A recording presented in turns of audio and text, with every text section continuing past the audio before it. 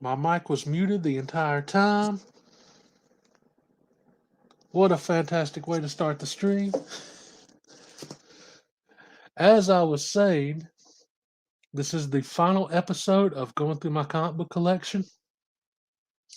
This is my CGC and top loader short box, so there's sure to be some fire in here to check out. But I'm going to start this thing off. Instagram notifications. I'm going to start this thing off with a recent AOK I got from D. Jackson Roy Kirk.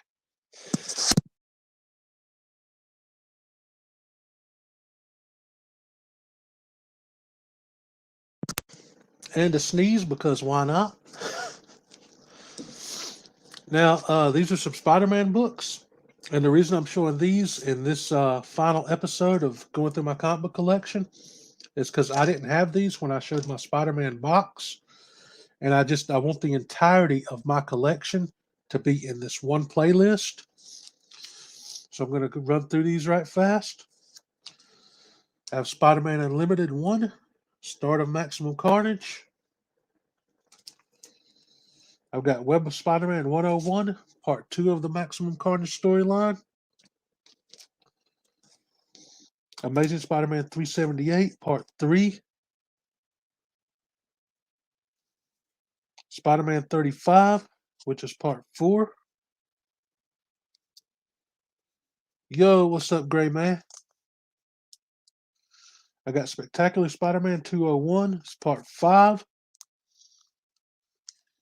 And then it jumps up to Part 9 of Maximum Carnage, which is Spectacular Spider-Man 202.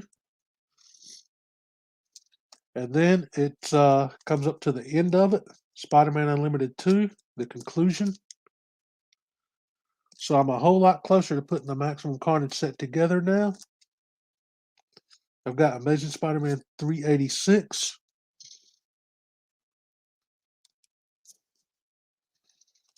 $387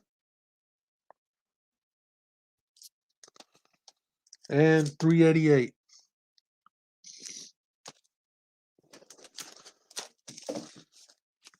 Before I continue, let me get to the chat shout outs.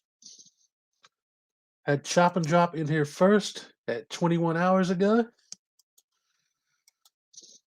Sharon over at Life with Two YouTubers. Gray Man, what's going on?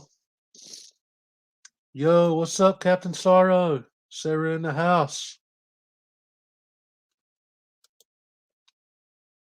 Got, trying to read that name, Brandon Looney Tunes fan. What's up? Thanks for coming by the stream. And this is good timing for Sarah to pop in. I might as well show my most recent pickup as well before I get into the top-loaded books.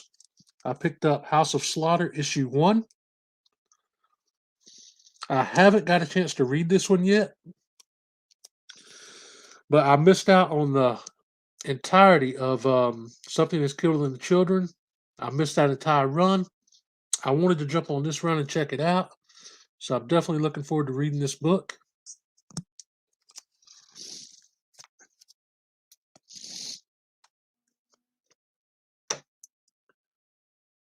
Your favorite is Roadrunner and Coyote? Cool, man. I'm starting it off with Action Comics issue 57. Now, this is not in the top loader, but it's in like some awesome Mylar and like 4 or 5 backing boards. The oldest Superman comic I have in my entire collection. I think this was from 1943.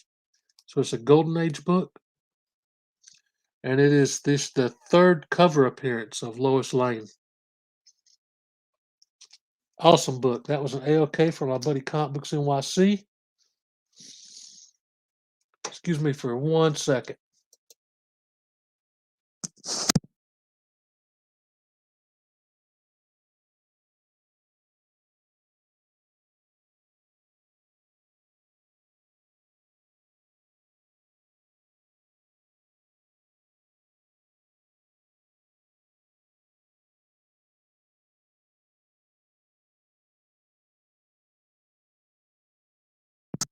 I had to sneeze again. I didn't want to subject you all to that.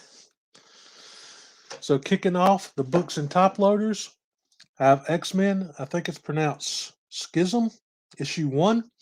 But what's special about this book is it's a sketch cover by Comic Head 84. Awesome. He sent this to me last year in an AOK. Love that cover. Huge Rogue fan. Right, next up, we have Booster Gold issue 1. First appearance and origin of Booster Gold. Awesome character created by Dan Jurgens back in the 90s. And I actually got this one in AOK as well from JPL Flash, who unfortunately doesn't do YouTube videos anymore, but he still hangs out on Instagram. Awesome dude.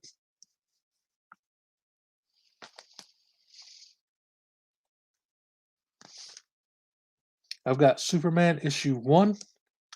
This is right after Crisis on Infinite Earths, which again, this was an AOK book from Comic Books NYC, and it's actually signed by John Byrne on the interior first page. So yet another reason to keep this one in a top loader.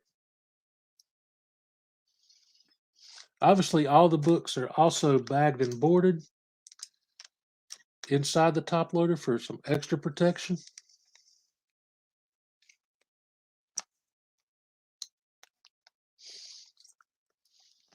I've got the Flash issue 1.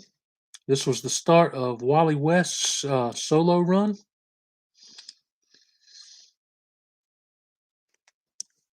Who I believe had over 100 issues in that run, if I'm not mistaken. We've got Green Lantern issue 1. I have a lot of DC firsts after Crisis on Infinite Earths. Another great run of comics. I've got Wonder Woman issue 1. This was a wraparound cover, so I stuck a clear backing board in there.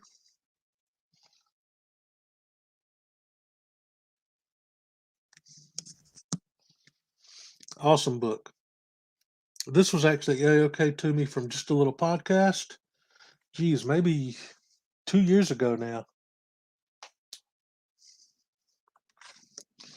Getting into some Marvel books here.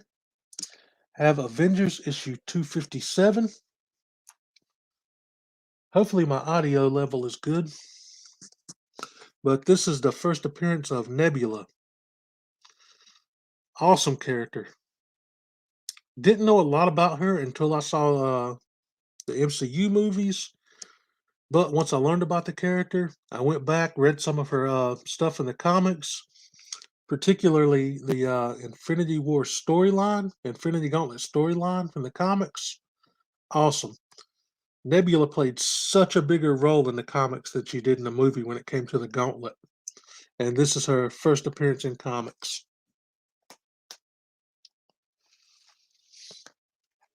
I've got Uncanny X-Men 164. This is Carol Danvers when she first got the binary powers. That was sort of like her next evolution in power level. Very cool storyline there. And here we have an AOK from Night Tiger Comics. This is my only, well, not only, this is my second Golden Age book in the entire collection. I only have 2, and both of them were AOKs. This one came from Night Tiger from 1950, it looks like, on the keynotes on the back. But it's a book called Crime Does Not Pay.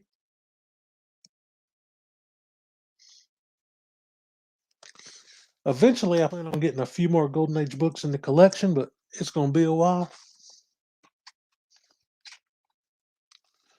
Here is 2 more recent pickups. I have Spider-Man 75, or Amazing Spider-Man 75. And the reason this one's in a top loader is because it's signed by Zeb Wells, who's one of the writers. And I also got issue 76, the Jesco cover, signed by Wells. These were on Midtown Comics for cover price, so I figured why not pick them up. Love both these covers. And the current storyline in Amazing Spider-Man is pretty good. I won't spoil anything in case you guys haven't read them yet. But a character from the 90s came back in those, and that's the main reason I picked them up. Sticking with Spider-Man, I've got Web of Spider-Man issue 1. Love this book, man.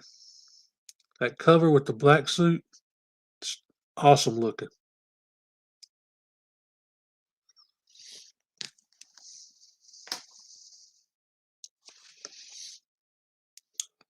Going a little old school here, I have Amazing Spider-Man 121. This book is the death of Gwen Stacy. And eventually I'm planning on picking up a low-grade copy of 122 as well, which is a continuation of this story, and it features the death of Green Goblin, who, by the way, is my all-time favorite Spider-Man villain. But I'm just trying to find a low-grade copy at a better price. I don't know how well you can tell, but there's a little cover missing, and it's got some tape on the interior. So I was able to get this copy for $40, but I just haven't found a good enough deal on 122 yet. I appreciate that, Gray Man. This next book is King Size Annual Avengers Issue 10. This features the first appearance of one of my all-time favorite characters, Rogue. And I was lucky enough to get this book before the boom started. Like right when it started going off, I was looking at like 9/8 copies for $100, $200. And then they started taking off to like thousands. So I was like, forget that. Let me just find a cheap raw reader copy because I love this character so much. I wanted her first appearance. So I found this copy for $20. Can't beat that price. And it's a really cool story too, in my opinion. Awesome way to bring in a character like Rogue. These next couple books were all A-OKs. I have Shazam issue 1 and issue 2 on the back.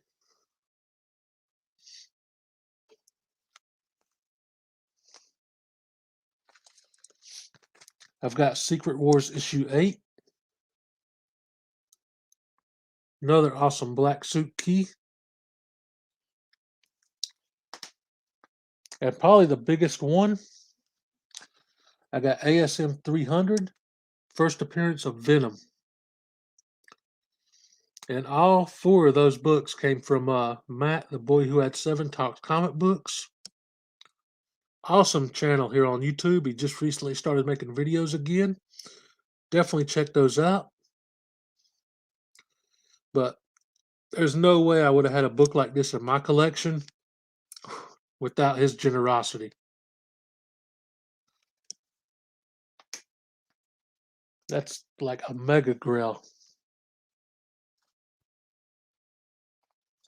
All right, these next 4 are modern books. I picked these up off of Comics Elite. I have Batman 89 issue 1. These were Carla Cohen covers.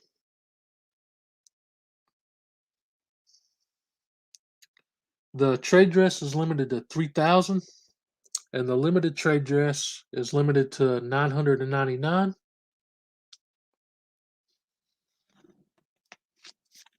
Again, I put the clear backing boards on these.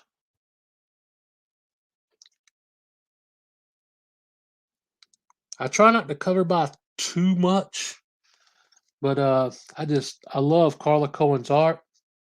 So when I saw these, I had to order them. Same with these next two. They're Carla Cohen's. You got the Wonder Woman Black and Gold issue 1, the trade dress and the limited trade dress. Just her art is just, it blows me away.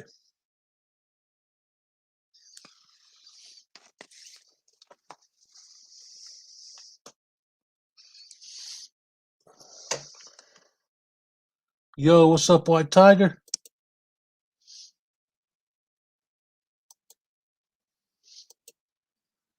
Yeah, it's not for everybody, Gray Man, but it works for me. 999 copies is too many. They sold out pretty quick. The only reason I got lucky is because Magic Lasso, he let me know when they were going on sale. Yo, what's up, Slim? Thanks for stopping in, brother. You like the Wonder Woman one?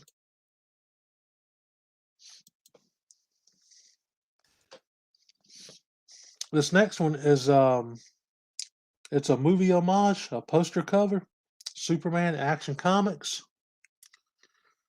I put this one in a top loader just because I love this cover so much. This one, my buddy Simon, Simple Simon, sent this to me in the AOK.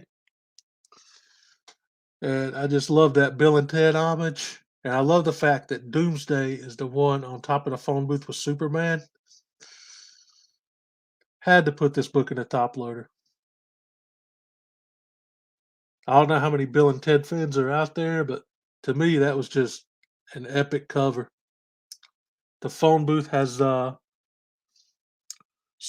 Cyborg, Eradicator, and Steel from the Reign of Superman storyline, which the Reign of Superman is the storyline that brought me into comics. So again, this it just makes this cover all the more epic to me.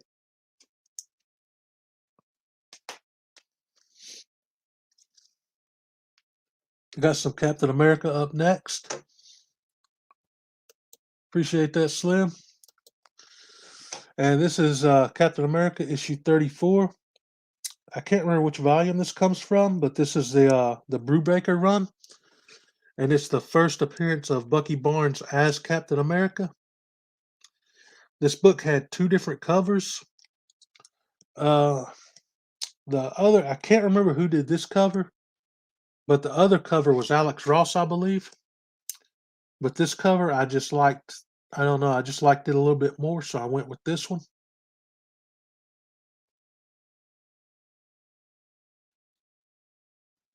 Awesome looking costume and cover.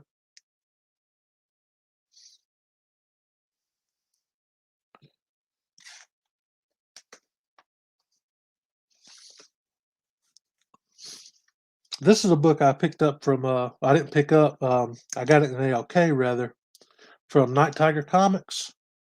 It's Dark Knight's Death Metal issue 7. Sweet looking cover. He hooked me up with this in an AOK along with a few other books, which I've shown already in a previous episode. But this one I stuck in a top loader because he put some, there's some keynotes he wrote on the back. Yo, what's up, Tim? Just in time for a DC book, brother. But it says on the keynotes that this was the first cameo appearance of Yara Flora and the next Batman, Future State characters, and Batman Who Laughs cover. So I stuck that one in a top loader.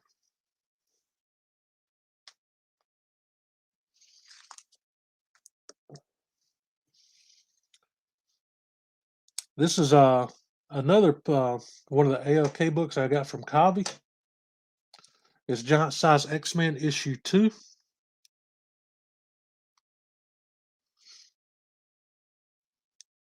Which is as close as I'm ever going to get to Giant Size X-Men issue 1. So not bad there.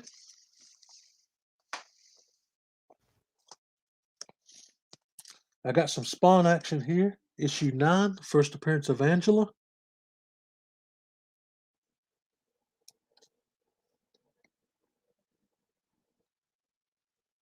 Another epic cover.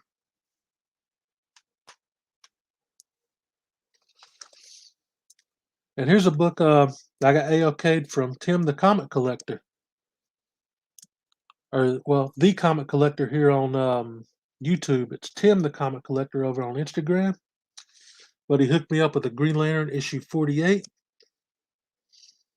which is the first appearance of my favorite Green Lantern, Kyle Rayner. A lot of people think that's a joke, but it's not.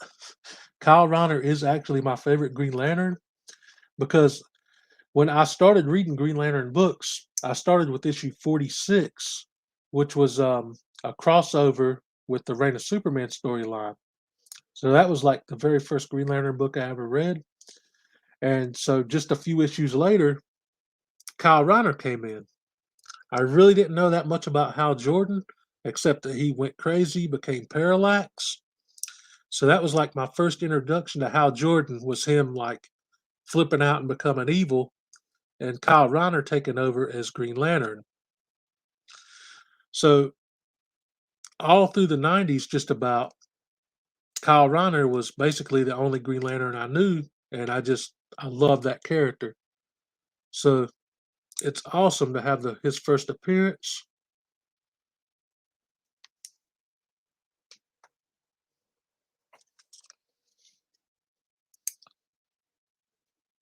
Man, I got a lot of AOKs in this pile. The community has really blessed me over the years. This is an AOK from Bub's Comics, who is now Bub's World here on YouTube.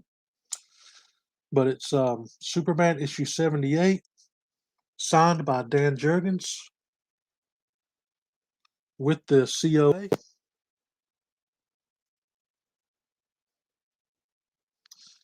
And he signed quite a lot of them. This was 5,534 out of 10,000. Still, epic signature for me to have. Like I said earlier, The Reign of Superman was the first comics that I ever started reading as a kid.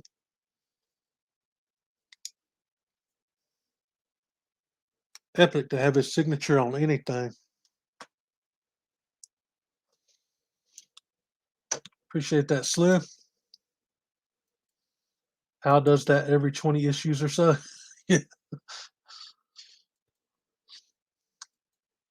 Yeah, Coast City got messed up, man. It's crazy. When I first started reading comic books, Superman was dead. Hal Jordan flipped out and killed a bunch of people. Batman got his back broken. It's like I came into comics right when all this chaos was going on. This next one is New Teen Titans issue 23, first appearance of Blackfire, Starfire's sister. I actually picked this up at a local LCS. It was like $10, so first appearance of Blackfire, why not? Eventually, I'm planning on picking up a DC Comics Presents 26.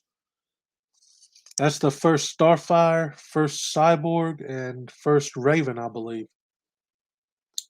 But sooner or later, I will have that book in the collection too.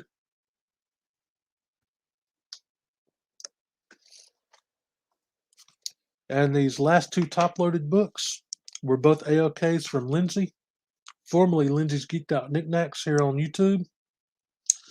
And that is New Teen Titans issue 39. This is when Wally and Robin, or Wally and Dick Grayson, gave up being Robin and Kid Flash. And she also hooked me up with New Teen Titans 44, or Tales of the Teen Titans 44, first appearance of Nightwing. And I believe it's also the first appearance of Jericho. Two epic books. They just complement each other too well.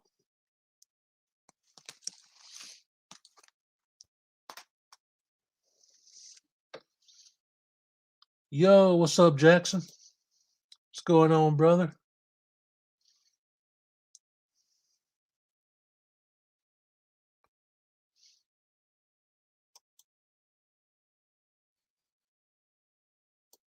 Which one? The Titans? That was from Lindsay.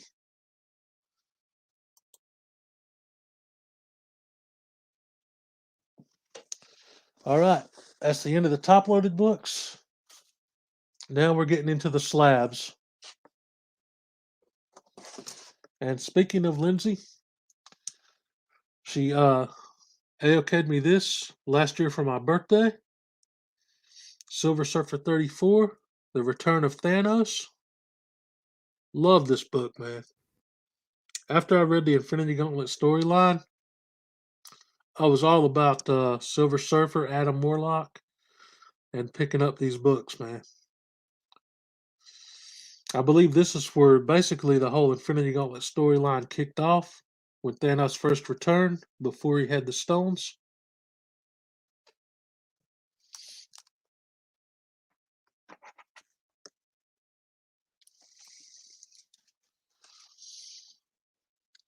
Oh yeah, Nightwing. That's an awesome book to have. It's funny because Tim Drake was Robin when I first started reading the comics. The first Batman storyline I got into was Nightfall. So Tim was already Robin at that time. And I found out later that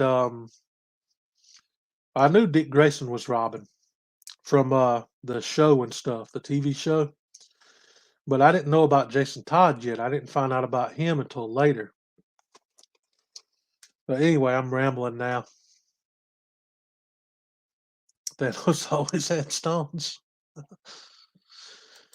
But my point was, I like Dick Grayson so much more as Nightwing. That's where I was going with that. Then I got sidetracked. This next book is this was a huge pickup for me last year in 2020. I'd wanted this book forever, and I finally just said, forget it, because the price started going up. So I said, I'm just going to use my credit card and jump on this now and pay it off. It took me about 5 months to pay it off. But anyway, it's Uncanny X-Men 101, the first appearance of the Phoenix. Absolutely love this book. It's by far the most expensive book I've ever bought yet. Like I said, it took me about 5 months to pay it off, but it's in the collection now, and I got it before it went too ridiculous. It's crazy when a book's on your list, and all of a sudden you start seeing that price go up and up and up, and you just oh my God, panic mode. I better just bite the bullet and get it now before it gets out of reach.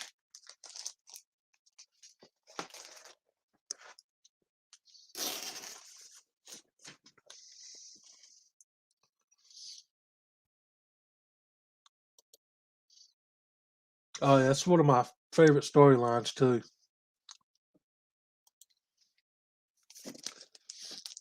Next up is Uncanny X-Men 134.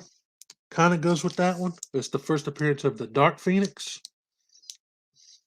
And I was looking at this book in low grades. I was looking at it in a 5, a 6, and a 7. And out of nowhere, Daymares hits me with the AOK, and it's a 9.4. I'm like, wow, dude, that blew me away. First Dark Phoenix. The Dark Phoenix saga holds up still to this day as probably my all-time favorite X-Men storyline. I still need to get issue 135. I've been trying to find it in lower grades because the price on it is starting to go up and up and up. So I've been looking for it in anywhere from a 5.0 to an 8.0 graded. But for some reason, graded copies are all high grade on eBay. I can't find a low grade. Anyway, it goes from 134 to 136. Some more of that Dark Phoenix saga.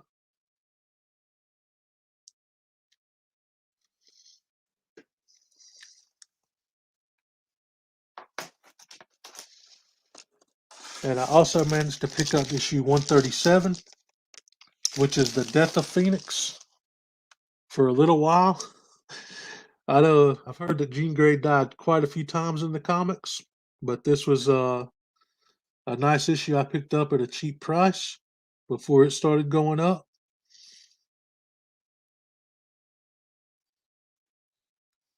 Love that cover as well. So I think the only ones I need now is that 135, and I'm going to pick up a 138, and then I'll be satisfied with that collection. It's funny because 135 actually happens to be my birthday book. It came out in July 1980, so that's pretty cool too. This next one is another huge book. It's Superman 123 from 1958. This is the first prototype appearance of Supergirl. And this, she only appeared in this one issue. Then, like a year later, in I believe it's Action Comics 252, they debuted the first appearance of the Kira Zor-El Supergirl. This Supergirl was a tryout, like a prototype, and I think that's how it's listed on the keynotes. Supergirl tryout, yeah. But this happened a year before the Kira Zor-El Supergirl debuted. And it's a funny story, too. I've actually read a digital copy of it. But Jimmy Olsen has like this magic totem, and he wishes that Superman had a companion that was just like him. So it magically made this Supergirl, and she didn't have like an identity or another name. It was just Supergirl. And she ended up getting kryptonite poisoning. And before she could die, Jimmy made another wish that she would just disappear. So poof, she's gone. So it was only this one issue that she was in. But I still view it as like a true first appearance because it was a whole year before the Kira Zor-El Supergirl. I still would like to get that Action Comics 252, but last time I looked, even in a 1.5, it was over $1,000, which is just way out of my range. And this one in a 2.5 at the time, I got it for $143 shipped. So I don't know. I don't know if it's gone up or down since then. I haven't checked because this is always going to be a book that's in the collection. I just love having any kind of first appearance of Supergirl, even if it's not like the big Kira Zor-El one.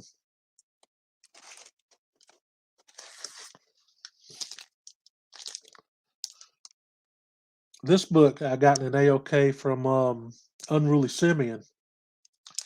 It's Captain America issue 111 from 1969.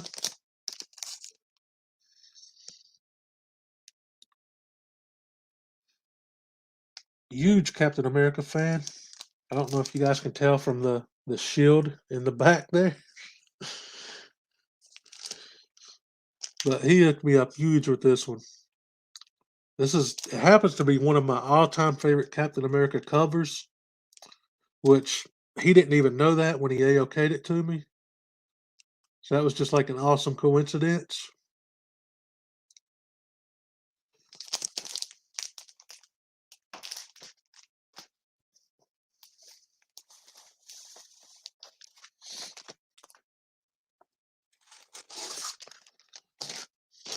This one is a book I picked up for sentimental reasons.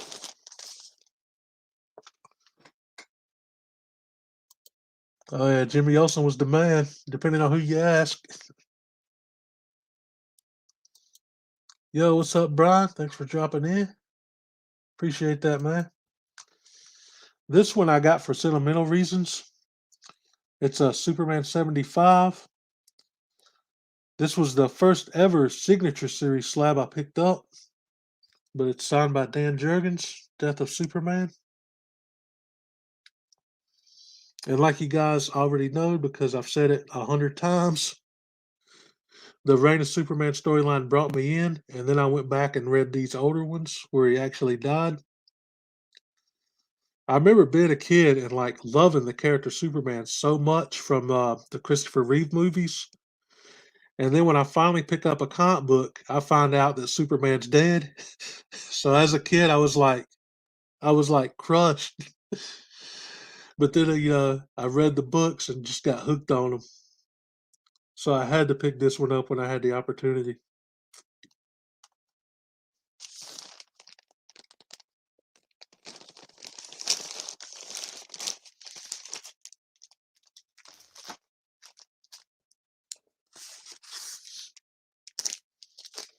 This next one is also a signature series book, but it came from my buddy Trix Comics over on Instagram.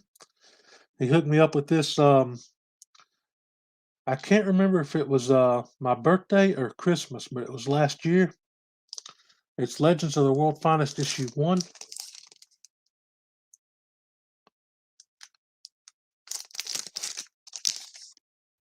Awesome back cover on it too. But it's actually signed on the interior cover by Dan Breating. So the SIG's on the interior cover, which is cool.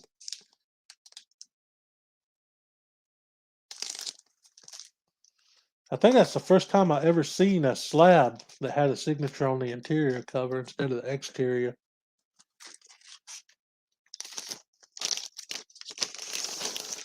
This one was just an impulse pickup.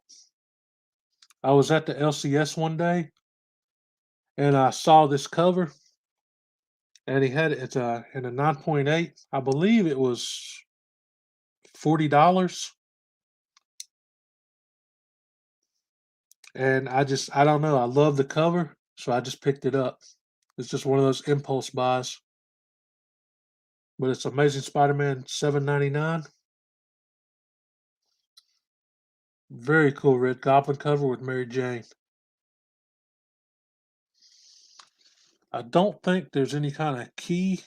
There's some notes, but it's just like appearances. Human Torch, Miles Morales, Silk, Clash, Anti-Venom, and Red Goblin appearance. It's a virgin cover by Unknown Comics.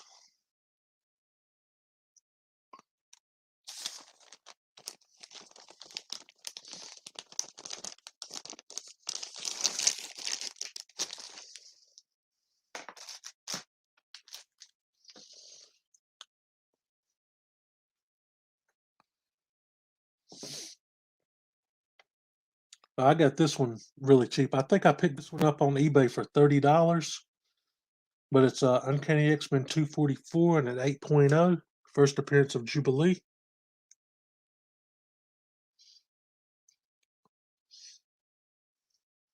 I know a lot of people just go after like 9.8s and stuff, but 9.8 is not in my budget. And all these books I get because I don't sell anything. I just collect to have them in the collection. So when it comes to these books, I don't really care what the grade is as long as the cover is presentable. First Jubilee.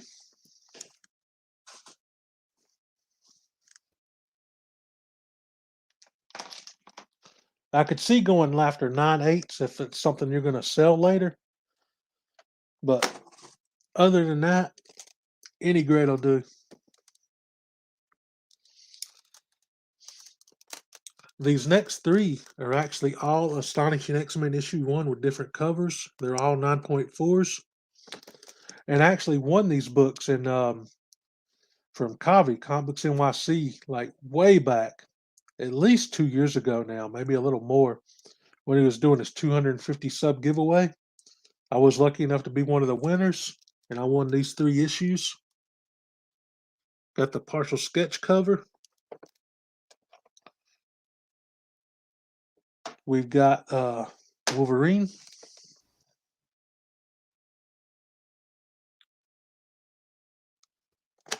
And I believe this one was just the standard A cover, the one with Wolverine's claws.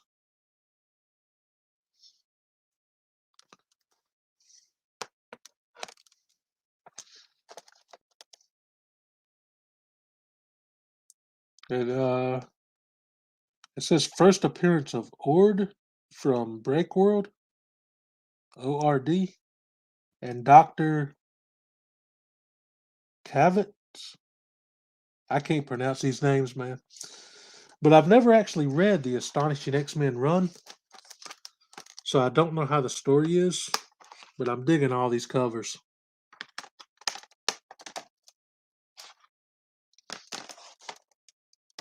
Have you guys read Astonishing X-Men?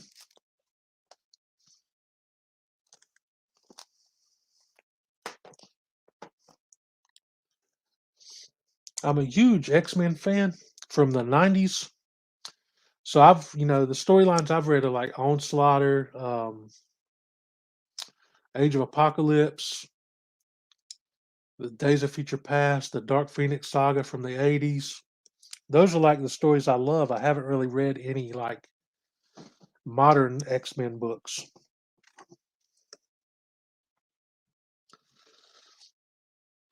This is Action Comics 688 and an 8.5. And the reason I picked this up is because Action Comics 688, this was the issue that started me in comics. The very first comic book I ever bought. Now, this is not my original copy. I do still have my original copy in my Superman box, which I believe I showed in episode 2 of going through my comic book collection, which all these are in a playlist. But anyway, I thought it'd be cool to have a graded copy, and an 8.5 was the only graded copy I could find on eBay. So I picked it up. I think I got it for like $20 or something. So I figured, why not? It'd be cool to have a copy of my first comic in a slab.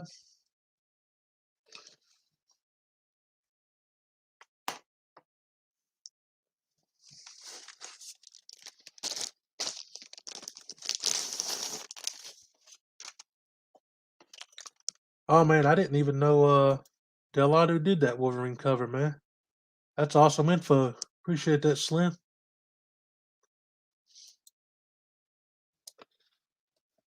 This next book is you probably won't be able to see the cover because it's a grayed out cover, but it's Amazing Spider-Man 400. And yeah, I doubt you'll be able to see it on camera here, but it's an embossed cover. It's made like a tombstone.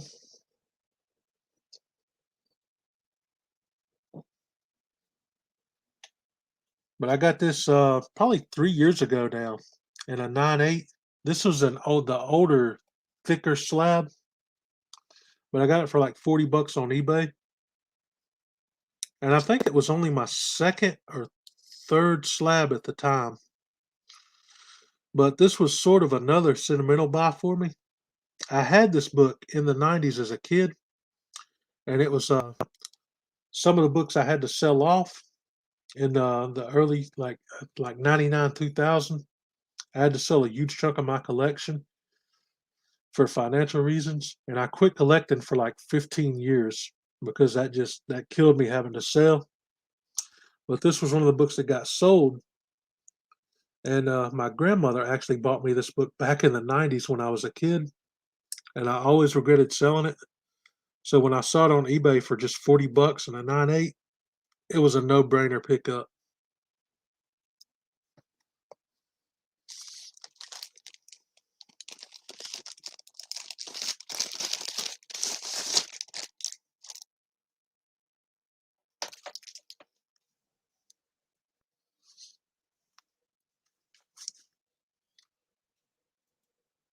Thanks for stopping in, Jackson. I hope you have a great night, brother. The Astonishing X-Men is a good read. I'm gonna have to check it out. I'm sure I could probably get some trades of it for pretty cheap.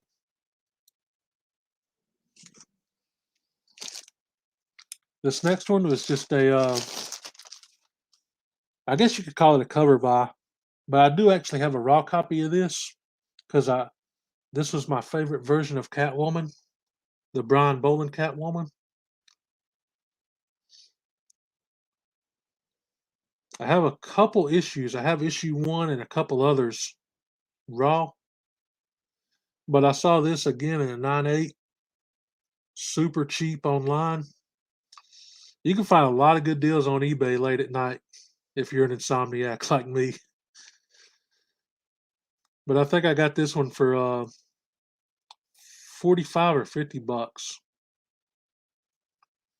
I always love this version of Catwoman's costume. It's like I'm pretty sure Brian Boland just drew Catwoman naked, and the inker added the costume.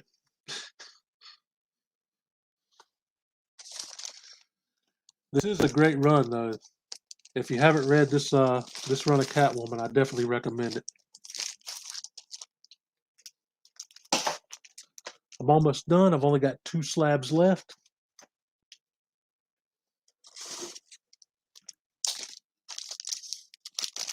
I got Miss Marvel issue 1. I picked this up in a 5.0. And I actually got this while the book was booming. 9/8s were going for like some ridiculous, almost $2,000 or something. And I wanted this book, so I found it in a 5.0 for like $40 because I just wanted it in the collection. It's not the first appearance of Carol Danvers. I think that was in a I can't remember the issue, but I think the book title was Marvel Superheroes, but I can't remember which issue. But this is the first appearance of her as Miss Marvel.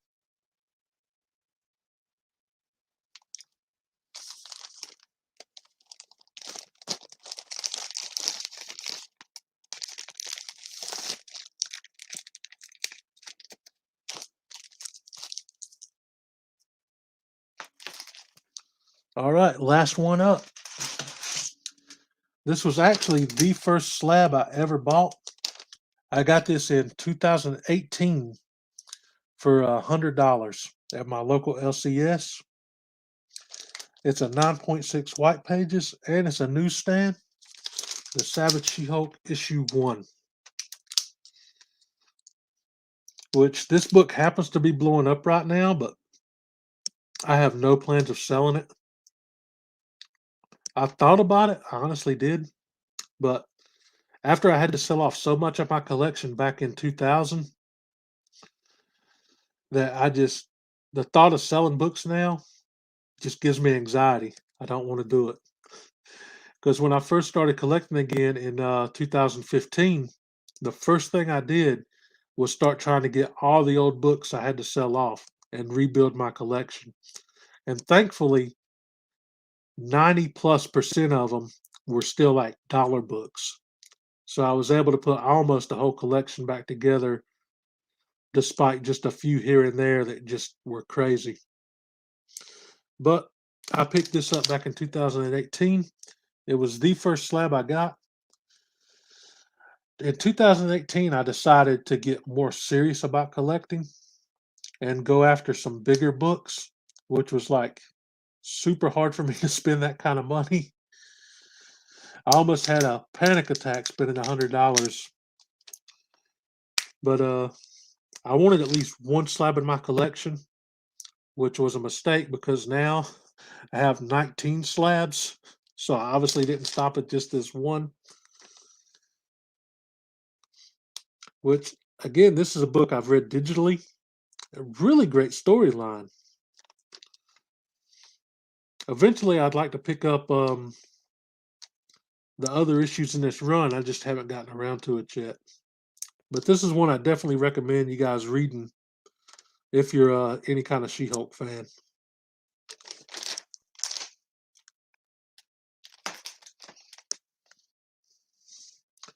Yo, what's up, Agu? Thanks for popping in, man. Hope you're having a good day. And that's it. That's the end of the box. All these episodes will be in a playlist if you're interested. And yeah, going through my comic book collection is over. So I need to come up with something else to stream. My next stream will be is Simply Super episode 10, which will be on Wednesday. I'm not sure of the time yet. I can't remember if Simon said 6 or 6:30. But we kind of work the time zone around his schedule because he's in Australia, and the time zones are like, I think, a 13-hour difference or something. but it's definitely going to be on Wednesday. I just got to figure out the time. And we're actually going to be talking WWE stuff and old school wrestling back from the 90s and stuff. So it's going to be kind of another nostalgic based episode like last week's was. But we're going to devote the whole hour to wrestle talk. And I'm going to have to come up with something else to stream during the week because this was my secondary stream. And now the series is over. So I will quit rambling and I'll catch you guys later. See you Wednesday. Peace and thanks for hanging out, everybody.